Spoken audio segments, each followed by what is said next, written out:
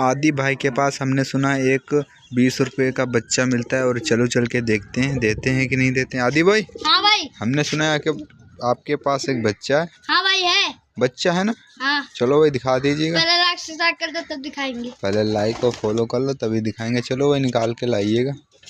ये देखो आदि भाई निकालने के लिए गए, देखता हूँ 20 रुपए से बच्चा इनके पास होता है कि नहीं होता है। ये देखो भाई, ये देखो भाई, बोल रहे हैं कितना प्यारा बच्चा है, देख सकते हो।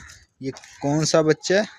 रोटन। रोटन बोल रहे हैं। देखो भाई कितना अच्छा रोटन बच्चा है। ये देखिएगा, ये लो आपके 20 रुपए।